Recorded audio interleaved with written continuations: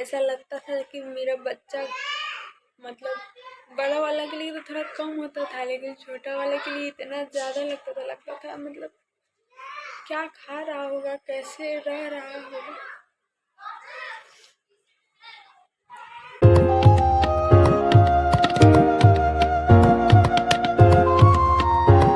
Hey guys, welcome to my new blog. I hope आप सब अच्छे होंगे। तो मैं आज फिर से आ गई हूँ एक नए ब्लॉग में। तो मैं आप लोग सोचिएगा मैं इतने दिन से कहाँ थी। तो मैं इतने दिन से बीमार चल रही थी, मुझे डेंगू हो गया था। तो 4-5 दिन तक एडमिट थी यहीं पे हॉस्पिटल में। अब मानिए तो अब स्वस्थ हो गई हूँ पूरा से। 4-5 दिन एडमिट रही, उसके बाद 1 सप्ताह तक रेस्ट में रही हूँ। अब सोची हूँ कितना दिन तक बैठी बैठी रहूँ। अब थोड़ा हल्का फुल्का रूम का काम भी कर रही हूँ, खाना पीना, और साथ में सोची हूँ कि अपना भी काम चालू कर दी। बहुत दिन हो गया आप लोग से मिले हुए, तो कुछ बातें शेयर किए हुए। गाइस, इतने दिन से इतनी बीमार हो गई थी, उसके बाद आप लोग से कुछ शेयर भी नहीं कर पा रही थी। पता नहीं क्या हो गया था, मुझे मोबाइल मतलब टच करने का मन नहीं करता था। ऐसा हो गया था कि मोबाइल में मुझे छूने का भी मन नहीं करता। मुझे भी बुखार हुआ है, इसको भी बुखार हो रहा।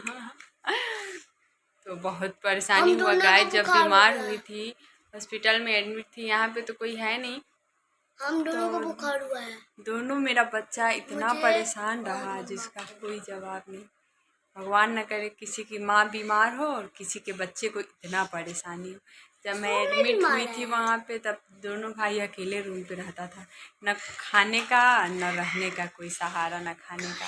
इसके डैडी हॉस्पिटल में हमें छोड़ के आते थे, तो ये दोनों को थोड़ा बहुत दूध गर्म करके दे देते थे, ब्रेड व्रेड, फिर हमें देखने जाते थे वो। और छोटा वाला हॉस्पिटल में रहता नहीं, बहुत परेशान करता है, जिसके कारण उसे रूम पे ही दोनों को छोड़ना पड़ता।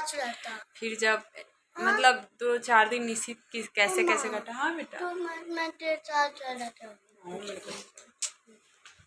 बहुत रोता था दोनों बच्चा मेरा, खाए खाए बगैर ऐसे हो गया था। फिर गांव से मेरी सिस्टर आई, वहीं फिर खाना पीना बनाई और बच्चे लोग को देखने लगी। अब मैं भी स्वस्थ हो गई। अभी भी काम खाना वाना मैं नहीं बनाती हूँ, मेरी सिस्टर आई हैं वही बनाती है। लेकिन मैं अब थोड़ा आप काम कर लेती हूँ, घर का साफ़ सफाई, चाहे बच्चे को देखना, ये सब कर लेती हूँ। तो आप लोग के दुआ से हम ठीक हो गए। और ऐसे ही आप लोग दुआ कीजिए कि हम लोग का फैमिली ऐसे ही बना भरा पूरा रहे। हाँ, तो गाइज मैं जब दीपावली आया था उसी टाइम बीमार हुई थी। दीपावली वाले दिन नहीं, धनतेरस था ना, धनतेरस के दिन ही मैं मतलब मुझे पहली बार उसी दिन बुखार हुआ, बहुत तेज़ बुखार आया। तो रात में मेडिसिन वगैरह खाई, फिर सुबह में गई डॉक्टर पास, इंजेक्शन लगाया, दवा हुआ दिया, नहीं सही हुआ। फिर शाम को ऐसे ऐसे करते हाथ पैर में इतना तेज़ दर्द होने लगा, लगता था जैसे जगह जगह पे कहीं कहीं मोड़ के कोई तोड़ रहा है। धीरे धीरे मतलब एसिडिटी का प्रॉब्लम, बुखार और दर्द इतना ज़्यादा बढ़ गया। और मतलब खाने का कुछ एकदम से दिल नहीं करता था, खाना को देखने का भी। इतना धीरे धीरे ऐसे होने लगा, बेचैनी जैसा बढ़ते बढ़ते लास्ट में शाम तक मतलब 1-2 दिन में ऐसा हो गया कि हम यहाँ से उठ के रूम से अपने खुद से बाथरूम नहीं जा पाते थे। और वैसे वीकनेस होते होते होते होते अब फिर चक्कर और बेहोशी होने लगा। ऐसे यहाँ से उठते थे, वहाँ जाते थे, बेहोश हो जाते थे, फिर वहाँ से पकड़ के वहाँ ले जाया जाता था, वहाँ बेहोश हो जाते थे। फिर कितना हॉस्पिटल दौड़े, 2-3-4 जगह गए, सब ने इंजेक्शन लगाया, दिखाई, नहीं हुआ फिर से। फिर एक दिन रात में इतना ज़्यादा हुआ कि रात में 11 11:30 के करीब, दीपावली के कल हो गए, फिर गए हम लोग यहीं बगल में एक हॉस्पिटल, तो वहाँ डॉक्टर नहीं रखा। फिर मतलब 11:30 11:45 के करीब, क्योंकि टाइम क्या हो रहा था उस समय तो हम नहीं देख पाए थे। और जब जब हम एडमिट हो गए थे वहाँ पे ना, उसके बाद उस रूम में जिसमें एडमिट थे उसमें लगा था घड़ी, तो मेरा मतलब उस पर नज़र गया, तो हमें ध्यान है कि उस टाइम 2 बज रहे थे।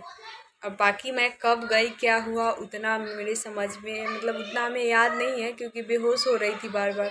जब पानी उनी चढ़ने लगा और थोड़ा सा मतलब ही लगा, तब देखी तो 2 बज रहे थे।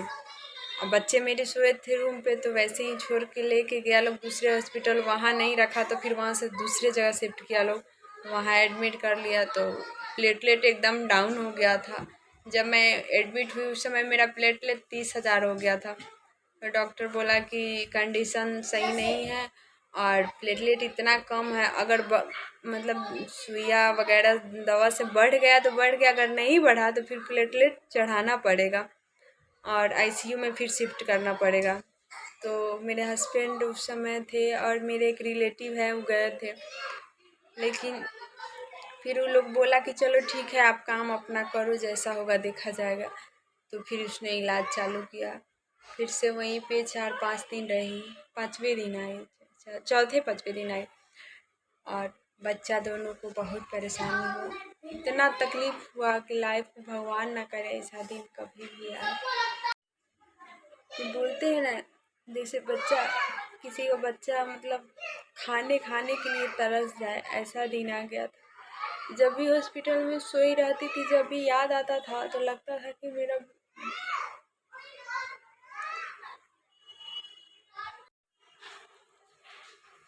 तो गाइस जैसे ही वहाँ पे मुझे एडमिट किया जिस टाइम और ले जा रहा था जब हमें सुला के, तो हमें लगा, उस टाइम लगा ना कि शायद अब हम नहीं बच पाएंगे। मेरे अंदर ये हो गया कि शायद हमें यहाँ से वापस अपने घर अपने बच्चे के पास नहीं जा पाएंगे, ऐसा कंडीशन हो गया था मेरा उस टाइम। लेकिन जैसे ही हमको लेके मतलब मेरे जो रूम नंबर 308 था शायद, हाँ 308 में थी मैं, उसमें जा रहा था वार्ड में, तो रास्ते में हॉस्पिटल में ही अंदर में ही एक माता रानी का मंदिर बना हुआ था बड़ा सा। तो हमें जैसे लेके साइड सामने से क्रॉस किया ना, वैसे हमें दिखा मंदिर, माता रानी का मंदिर दिखा। तो मैं मेरे अंदर जैसे एक बैग से मेरा जाते जाते आँख से दिखा, तो मेरे अंदर ही हुआ, मैं मतलब आत्मा ऐसा मतलब आवाज़ आया कि हे माता हमें बचा लीजिए, हमें वापस अपने घर भेज दीजिए अपने बच्चे के पास। और उस समय से हमें ना थोड़ा सा सुकून मिला, हमें लगा कि माता के रहते हुए गलत नहीं हो सकता है, क्योंकि मेरे छोटे छोटे बच्चे हैं, अगर आज हमें कुछ हो जाएगा तो मेरे बच्चे का क्या होगा। और हमें ये लगता था कि माता गलत नहीं करेंगी मेरे बच्चों के साथ। फिर जैसे तैसे करते करते फिर माता रानी का कृपा हुआ, फिर धीरे धीरे करते करते मैं स्वस्थ हो गई। स्वस्थ हुई तो मतलब जैसे मैं जिस दिन आई हॉस्पिटल से, उस दिन देखिए मेरे पास ये भी नहीं है कि, और जब मैं स्वस्थ होके आई वहाँ से, और मेरे पास ऐसा भी नहीं है, उतने बड़े हॉस्पिटल में मैं एडमिट हो गई थी और सब पूछते थे, वहाँ पे बड़े बड़े आदमी थे, महंगा हॉस्पिटल है, दिल्ली का तो जानते ही हैं क्या है कंडीशन प्राइवेट हॉस्पिटल। तो सारे पूछते थे कार्ड है, चाहे मतलब ESI कार्ड है या मेडिकल का कुछ पैसा है। तो हमने कुछ वैसा, हमारे पास अभी सुविधा नहीं है, तो हमने बोला कि नहीं हमारे पास कुछ वैसा सुविधा नहीं है, जो है सो पैसा खुद से देना है। तो गाइज मेरे पास वैसा कोई सुविधा नहीं था, फिर भी अब लगता था कि अब जो भगवान करेंगे सो होगा, और खुद से जो भी हुआ सो हुआ, खुद से इलाज हुआ, पैसा तो लगा ही, लेकिन ये है कि स्वस्थ हो गई हूँ तो अब पैसा का कोई अफसोस नहीं है, क्योंकि बच्चा से बड़ा मेरे लिए कुछ भी नहीं है। मुझे बस इतना भगवान से बोलती है, भगवान मुझे इतना टाइम दीजिए कि हम अपने बच्चा का परवरिश कर दे। क्या हो गया शुरू,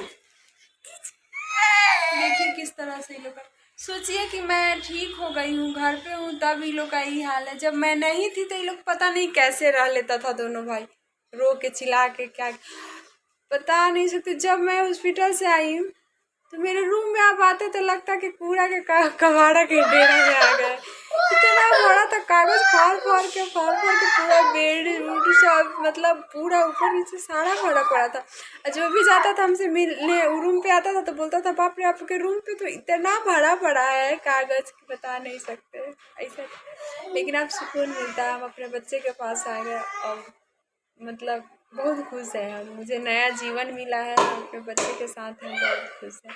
और आप लोग प्लीज़ दुआ कीजिए कि हमें फिर से दोबारा वैसा दिन नहीं देखना पड़े, जो मतलब जिस सिचुएशन से अभी हम लोग गुजरे हैं, भगवान ना करे लाइफ में फिर कभी दोबारा वैसा दिन आए, किसी के भी फैमिली में हो, किसी की भी माँ के साथ वैसा ना हो, क्योंकि माँ के एक माँ के नहीं रहने से पूरा फैमिली बिखर जाता है।